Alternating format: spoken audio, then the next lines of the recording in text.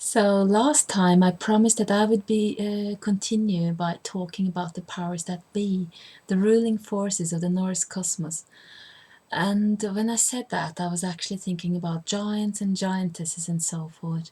I don't know if that seemed clear. However, I realized that this is the ninth video in this series, and the number 9 is very important in the myths.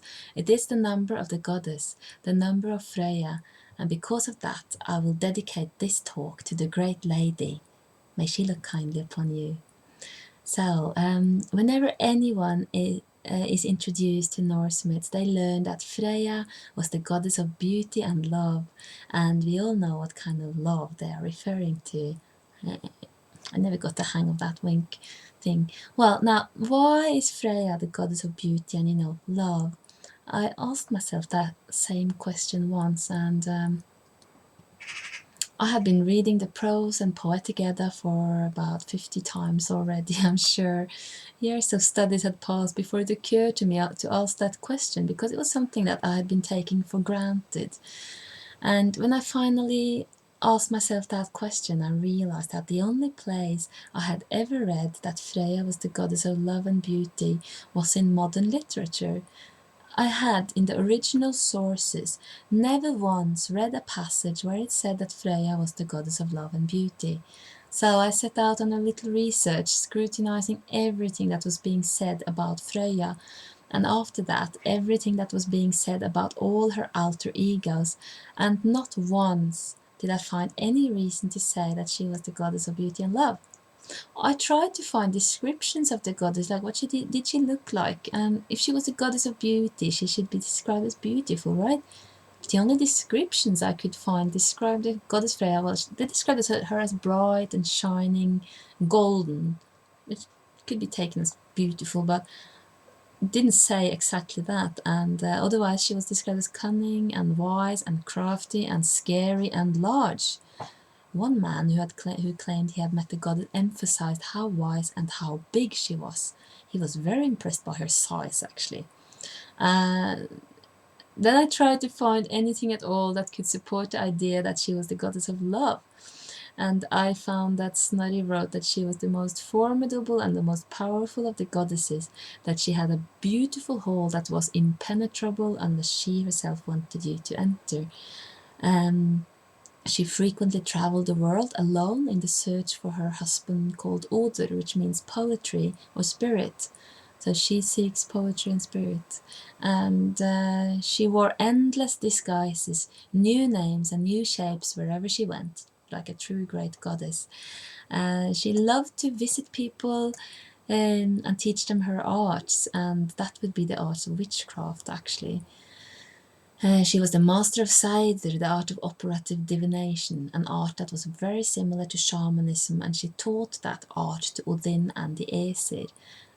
She also chose who should die on the battlefield and received the dead warriors and offered half of them to Odin.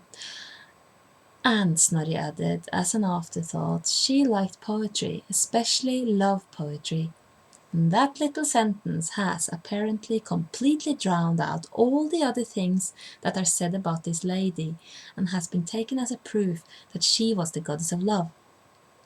So I looked to the Poetic Edda, and I found that the myths describing Freya doing something describe her as enabling people to change shape and travel into the underworld in order to seek knowledge. She had complete power over her own person. When Thor lost his hammer, he stupidly asked her to save his pride by getting married to a giant so that he would be given his hammer in return for her as a bride. Well, this proposition made Freya so angry that she made the whole earth shake. The end result was that Thor had to dress up as a bride himself. Freya's many alter egos have love stories about them, yes. The loving encounter always seemed to take place in the darkest core of Hel, the underworld, in which Freya's impenetrable halls are to be found.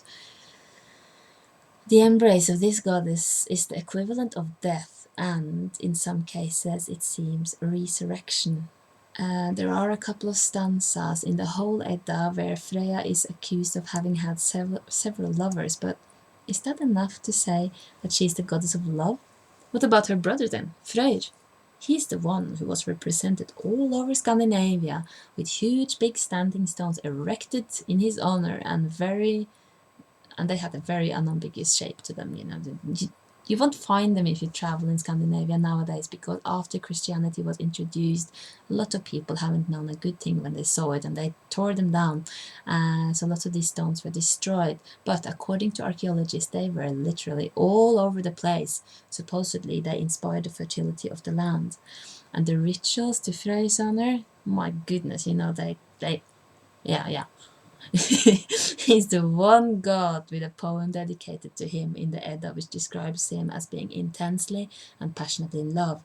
The sculpture found him represents him with a big what on them. So why isn't Freyr called the god of love? Strangely. Or what about Thor? Lots of things may be said about Thor's hammer, and one of these things is that it was used to seal a marriage contract. The contract was sealed when a replica of Thor's hammer was placed in the bride's lap. The hammer itself had the power to restore life. Now, why isn't Thor called the god of love, marriage, and fertility? Or what about Odin? He traveled far and wide, and wherever he went, he seemed to have knocked someone up. He had sons all over the place with different mothers. Countless the stories of seduction. Why isn't Odin the god of love? I will tell you why neither Freyr, nor Thor, nor Odin are called gods of love by modern scholars, even though they are at least as romantically and sexually oriented as Freya, if not more. They are not called that because of a very, very stupid tradition called patriarchy, sexism, misogyny, male supremacy. Well, anyway, a tradition that dictates that no matter how sexual a male is, there is always so much more to the guy. He has so many more layers. He's so high spiritually. There is always this his sexual aspect is something that only adds to his personality in some low and unimportant level. However, the the tradition dictates if a female is sexual in any way, that is all there is to her, then everything else about her becomes rather unimportant.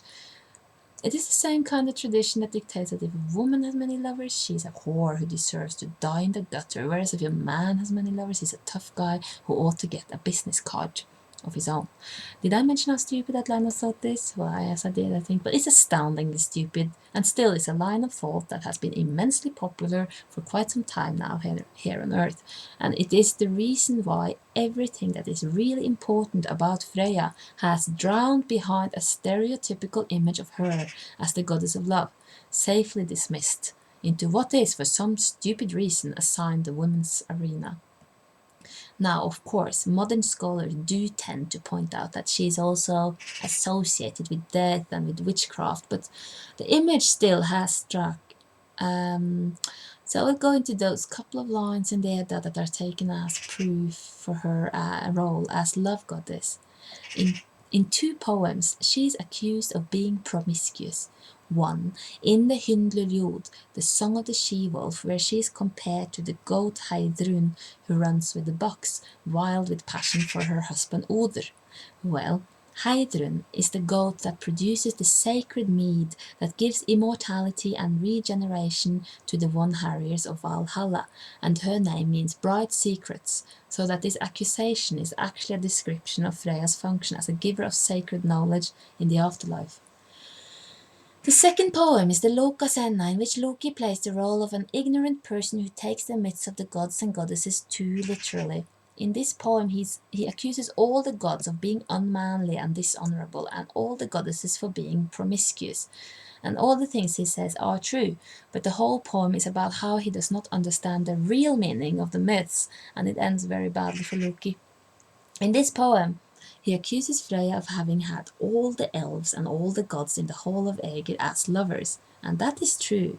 The only defense given against these accusations in the poem is when Njordr, Freya's father, remarks, "So what? What difference does it make if she had many lovers? What's the big deal? No, that's pagans for you." They were sensible enough to realize that this was her own damn business and didn't have any influence whatsoever on her worth or her value or her honor. And now to understand something important. The whole of Aegir is the cosmic ocean from which the universe was born. Elves are metaphors for the souls, and those present in the halls are the elves and the gods that have managed to achieve immortality. That means they have all undergone an initiation over which Freya presided. They have faced death without fear. They have gone into the embrace of the goddess and obtained the right to receive her apples of regeneration. When I was about to start writing my master thesis on Old Norse religion many years ago, I was trying to figure out what exactly to focus on. And then I had a revelation of sorts. Now, I had just been taking some Old Norse exams, so maybe that's why I had the kind of revelation I had. So I was walking there thinking about this subject. What am I going to write about exactly? When suddenly I had this vision of the goddess standing right in front of me, splendidly, gloriously bright, and offering me a horn of mead like this. And she said in Old Norse, "Vertu heil syster, och taka minniskalken fulla mära mjädr," which means, "Be whole, sister, and take the cup of memory filled with precious mead." And then I was sort of left standing there, gaping, and I was like, how could I have missed her all this time? I hurried home and I started to flap through the pages of my favorite translation of the Poetic Edda, and pop, there she was, all over, featuring in almost all the myths, and yet invisible until I suddenly just saw her. The maiden offering the precious mead, the maiden offering the mead of memory, the mead of poetry, the mead that was precious and ancient and made from the substance of the world tree, the mead that would renew your life, the mead given only to those who went into death without fear and had the courage to challenge her impenetrable walls, asking her leave to enter. And the maiden with the mead was always there with a different name and a different shape, but she was always the same bright shining maiden, hidden deep within the darkest pits of hell. To reach her, gods and heroes sought visions, let themselves be sacrificed, or went through horrendous trials, moved into the underworld and faced their deepest fears, and reached her only when they remembered themselves and who they really were. So, I was lucky. I didn't really have to argue that there was a great goddess behind all the goddesses in the Edda, because someone else had already proven that. All the female forces, all the female powers that be in the whole Norse pantheon, no matter whether they are Norns or Valkyrias or giantesses or goddesses, all of them come together as a unit, the Disir, who received homage as a group. And unifying all the Disir was the great Dis, who is Freya, whose name simply means the lady, just as monotheists today call their god simply by the title of Lord. The word Disir is derived from an old Indian word, the Disanas, known from the Vedas. The Disanas were goddesses, separate goddesses, individual goddesses, but there were also aspects of the one great Disana who unified them all. They were the guardians of the sacred Soma, a honey mead drink that supposedly gave immortality and inspiration to those who sought it, exactly the same way as the Disir of the Poetic Edda guarded the precious mead of poetry, memory, and resurrection. And that's all for today. I'm going to talk about giantesses next time, I think. So, have a nice day.